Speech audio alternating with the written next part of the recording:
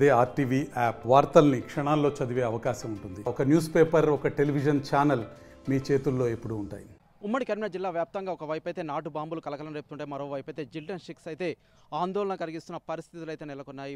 మొన్న బుగ్గారం దగ్గర ఉన్నటువంటి మద్దునూరుకు చెందినటువంటి మాజీ సర్పంచ్ హత్యకైతే కొంతమంది అయితే జిల్టన్ స్టిక్స్ అయితే అమర్చడం జరిగింది. తనైతే ఎప్పట్లో అయితే వ్యవసాయ క్షేత్రానికి అయితే వెళ్ళడం జరిగింది. అక్కడ బావి దగ్గర ఉన్నటువంటి మోటార్ స్టార్టర్ అయితే ఆన్ చేయగానే అయితే దానికి సంబంధించి అయితే ఒక్కసారిగా భారీ పేలుడు శబ్దం అయితే వినడం జరిగింది. దీనికి సంబంధించి అయితే తనకైతే ఎవరు శత్రువులు లేరని అయితే తనైతే వెల్లడిస్తున్నప్పటికీ సైతం అసలు ఆ జిల్టన్ స్టిక్స్ ఎవరు అమర్చారని అయితే పోలీసులు అయితే ఎంక్వైరీ అయితే చేస్తున్నారు. దీనికి సంబంధించి పూర్తి వివరాలు అయితే తెలియాల్సి ఉండగా ఇటు రాజన్న సిరిసిల్ల జిల్లాకు సంబంధించి కోనరావుపేట మండలం సంబంధించి అయితే వెంకట్రావుపేట గ్రామంలో మరొక నాటు బాంబు కలకలం అయితే రేపడం జరిగింది. ట్రాక్టర్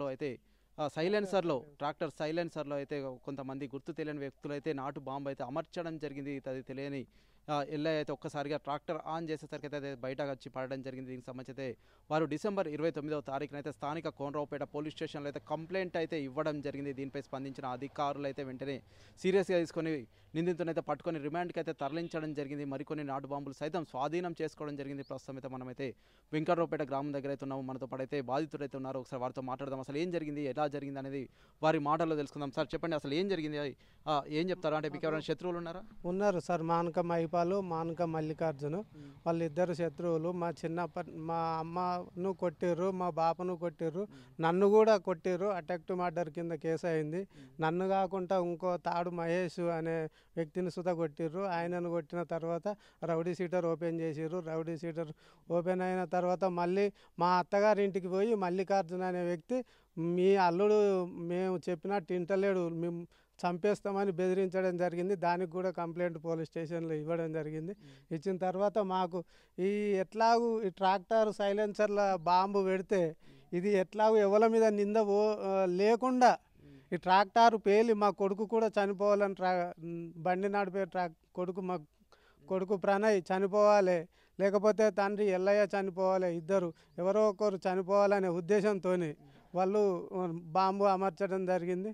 మేము డిసెంబర్ 29వ డేట్ నాడు కంప్లైంట్ పోలీస్ స్టేషన్లో ఇస్తే సార్లు ఎంక్వైరీ చేసి దానికి ఫోన్ ట్యాపింగ్ వాళ్ళ ఎంక్వైరీ చేసి వాళ్ళు నిందితుడిని అరెస్ట్ చేసినారు. వాళ్ళే కాకుండా వాళ్ళ కుటుంబం, వాళ్ళ ఆడవాళ్ళు మగవాళ్ళు మొత్తం వాళ్ళ కుటుంబంతో మాకు ప్రాణహాని ఉన్నది. అదే కాకుండా మా కులంలో కూడా మేము గొల్లోళ్ళము, యాదవ కులస్తులము.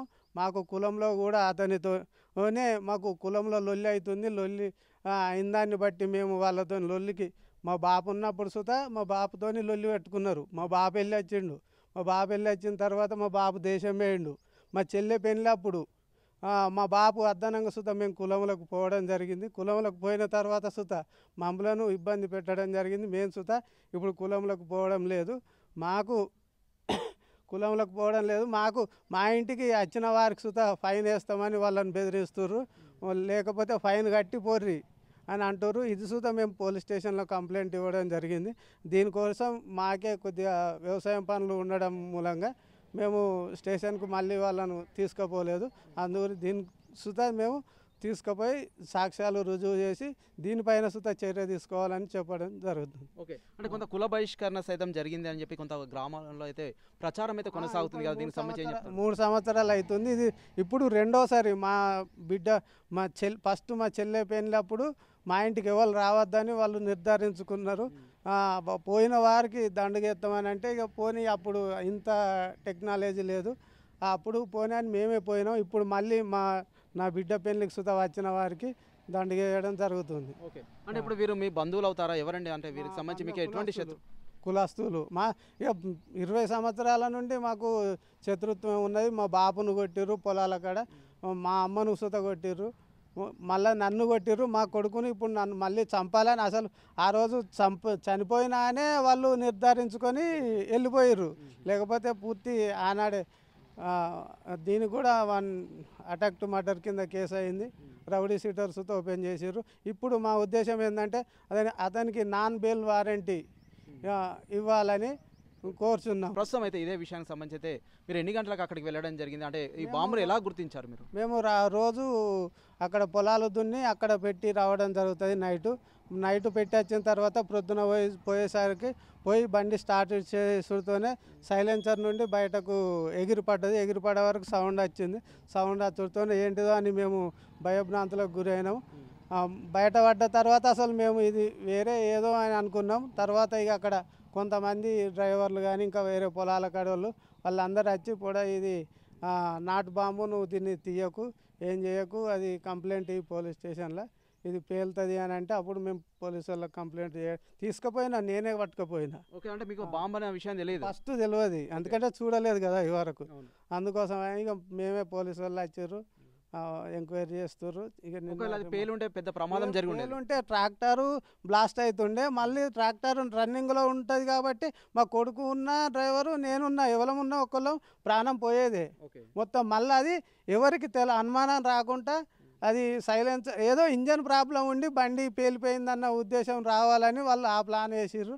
వాళ్ళని కఠిన చర్యలు తీసుకున్నారు. ఇప్పుడు చూసినట్లయితే ఇప్పుడు ఎవరైతే దీనికి ప్లాన్ చేశారో వారి దగ్గర నుంచి మరొక నాటు బాంబు సైతం స్వాధీనం చేసుకున్నారని చెప్పేసి అయితే కొంత సమాచారం అయితే అందుతుంది. అది పోలీసులు ఎంక్వైరీ చేసి అతని దగ్గర 2 ఉన్నాయని ఇంకోటి వాళ్ళ ఎంక్వైరీలో తేలిందట. అది సుధా పోలీసు వాళ్ళు స్వాధీనం చేసుకున్నారు అని చెప్పారు మాకు. ఓకే, అంటే మరి ఇవి ఎక్కడి నుంచి వస్తున్నాయి? అంటే వీళ్ళే తయారు చేస్తున్నారా లేదంటే బయట నుంచి ఏమైనా కొనుగోలు చేస్తున్నారా? బయట నుండి కొనుగోలు చేస్తున్నాము అని పోలీసు వాళ్ళు ఎక్కడ నుండి బాసో పెట్టిన కొన్ని ధర్మారం కాడ అప్పుడు పశువులకు పెట్టినరు అని, జంతువులకు పెట్టినరు అని తెలిసింది. ఇక వాళ్ళని ఎంక్వైరీ చేస్తే బయటపడింది. ఓకే, అంటే ప్రస్తుతం ఇదే ట్రాక్టర్ అండి? ఇదే ట్రాక్టరు. దీనికి మళ్ళీ మేము మాకు ఎందుకంటే ప్రూఫ్ ఎవరు దొరకలేరు కాబట్టి మేము దానికి మళ్ళీ బాంబు వేస్తారేమో అని మళ్ళీ దానికి జాలి లెక్క వెల్డింగ్ చేయించడం జరిగింది. ఇక్కడనే ఉన్నాయి ట్రాక్టరు. మేము ఏం చెప్తున్నారు పోలీసులు ఫైనల్గా అయితే? ఇప్పుడైతే తనైతే రిమాండ్కి తరలించడం జరిగింది కదా, అంటే ఇంకా ఫైనల్గా మీతో ఏమంటారు పోలీసులు అయితే? ఇక రిమాండ్కు తరలించినాము. ఇప్పుడైతే ఇక మేము చేసే ప్రయత్నం చేస్తాము అని అంటారు. మేము కోరేది ఏంటంటే ఎస్ఐ గారికి, సిఐ గారికి, ఎస్పీ గారికి కూడా కంప్లైంట్ ఇస్తాం. వాళ్ళకు నాన్ బెయిల్ వారెంటీ చేయాలని కోరుచున్నాం. అతనే కాక మల్లికార్జున ఉన్నాడు, అతను కూడా మాకు ఇక్కడ పొలం కాడికైనా ఎక్కడికైనా మాకు ప్రాణహాని ఉన్నది, మా అత్తగారి ఇంటికి పోయి సుతా చంపుతామని బెదిరించడం జరిగింది. అది సుతా పోలీస్ స్టేషన్లో కంప్లైంట్ ఇవ్వడం జరిగింది. గతంలో మీపై ఏమైనా దాడులు జరిగాయండి? జరిగినాయి. మేము పొలం కాడ వ్యవసాయం పనులకు వెళ్ళినప్పుడు వాళ్ళు ఇద్దరు మల్లికార్జును మహిపాలు వచ్చి నా మీద మొత్తం చేతులన్నీ ఇరుగొట్టి 7 ఆపరేషన్లు అయినాయి. మా గొడ్డలతో కొట్టి అసలు చనిపోయిండని ఉద్దేశంతో వాళ్ళు వెళ్ళిపోవడం జరిగింది. వేరే వాళ్ళు సాక్షులు ఉన్నట్ల కేసు 138 అటాక్ టు మర్డర్ కింద కేసు పెట్టడం జరిగింది. నా తర్వాత ఇంకో తాడు మహేష్ను కూడా కొట్టడం జరిగింది. కొడితే రౌడీ షీటర్ ఓపెన్ చేసిండు మైపాల్ అనే వ్యక్తి పైన. ఎన్ని సంవత్సరాలు అవుతుంది మీపై దాడి జరిగి? ఎన్ని సంవత్సరాలు అవుతుంది? 3 సంవత్సరాలు అవుతుంది. ఓకే, అంటే ఎన్ని రోజులు ట్రీట్మెంట్ తీసుకున్నారంటే ఎట్లా మరి దానికి సంబంధించి ఎంత ఖర్చు వచ్చింది మీకు? ఇప్పటి వరకు సుతా మాకు 6 లక్షల ఖర్చు వచ్చింది. ఇప్పటికి కూడా ఏం పని చేయలేకపోతున్నాం. ఇవి ఎందుకంటే ఎప్పుడు ఇబ్బందులు ఇంక వీటిలో రాళ్ళు అట్లనే ఉన్నాయి, మాకు ఇబ్బందిగా ఉన్నాయి. మాకు కుటుంబం పోషించుకోవడానికి ఇబ్బందులు ఉన్నాయి. వాళ్ళకు వాళ్ళపైన కఠిన చర్యలు తీసుకోవాలని ఓకే, ప్రస్తుతం అయితే మనతో పాటు అయితే ఎల్ఐ అయితే మాట్లాడడం జరిగింది. తనపై అయితే గతంలో 3 సంవత్సరాల క్రితం అయితే విచక్షణ రహితంగా దాడి చేయడం జరిగింది గొడ్డలితో అయితే తనైతే వెల్లడిస్తున్నారు. ఇప్పటికి సైతం నేను నడవలేకపోతున్నాను, ఏ పని సరిగా చేయలేకపోతున్నానని సైతం తనైతే బాధను వ్యక్తం చేస్తున్న పరిస్థితి అయితే మనమైతే వెంకటరావుపేట గ్రామంలో చూడొచ్చు. అంతేకాకుండా ఇప్పటికి మొన్న డిసెంబర్ నెలలో అయితే తనపై అయితే మరొకసారి హత్యాయత్నానికి అయితే పాల్పడడం జరిగింది మహిపాల్ అనే వ్యక్తి. నా ట్రాక్టర్ అయితే నేను దమ్ము చేయడానికి అయితే అక్కడ ట్రాక్టర్ నిలిపి ఉంచడం జరిగింది. మరుసటి రోజు నేను వెళ్ళిన తర్వాత ఒక్కసారిగా దాని నుంచి ట్రాక్టర్ ఆన్ చేయగానే నాటు బాంబులు అయితే బయట వచ్చి పడడం జరిగిందని అయితే తనైతే వెల్లడించడం జరిగింది. ఇదే ట్రాక్టర్ మనం చూస్తున్నాం. ఈ ట్రాక్టర్ సంబంధించి అయితే కొన్ని నాటు బాంబులు అయితే ఈ సైలెన్సర్లో వేయడం జరిగింది. ఇది వేసిన తర్వాత ఎల్ఐ కావచ్చు, అంతేకాకుండా వారి కొడుకు అయితే ఆన్ చేస్తాడని అయితే వారైతే భావించడం జరిగింది. ఒక్కసారిగా ఎల్ఐ అక్కడికి వెళ్ళి ఆన్ చేసేసరికి బయట పడడం జరిగింది. అది దీనికి సంబంధించి ఒక ఎంత భయభ్రాంతులకు గురి కావడం జరిగింది. ప్రస్తుతం అయితే వీరినైతే పోలీసులు రిమాండ్కి తరలించడం జరిగింది. తర్వాత ఎల్ఐ సైతం ఎవరేసారో తెలియదు కాబట్టి దీనికైతే ఒక జాలిని అయితే ఏర్పాటు చేయడం జరిగింది. మళ్ళీ ఎవరు వేయకుండా దీనికైతే ఒక జాలిని సైతం ఏర్పాటు చేయడం జరిగింది. బాధితులను కఠినంగా శిక్షించాలి, నాన్ బెయిలబుల్ వారెంట్ లేకుండా అయితే వారిని శిక్షించాలి. బయటకు వస్తే మరిన్ని ప్రమాదాలు జరిగే అవకాశాలు ఉంటాయి, నా కుటుంబానికి కావచ్చు, నాకు కావచ్చు ప్రాణహాని ఉందని చెప్పేసి బాధితుడు వెల్లడిస్తున్న పరిస్థితి అయితే మనమైతే చూడడం జరుగుతుంది. Over to studio. మరిన్ని వీడియోస్ కోసం ఛానల్ ని సబ్స్క్రైబ్ చేయండి. లేటెస్ట్ అప్డేట్స్ కోసం వాట్సాప్ ఛానల్ ని ఫాలో అవ్వండి. ఆ లింక్ డిస్క్రిప్షన్ లో ఉంది.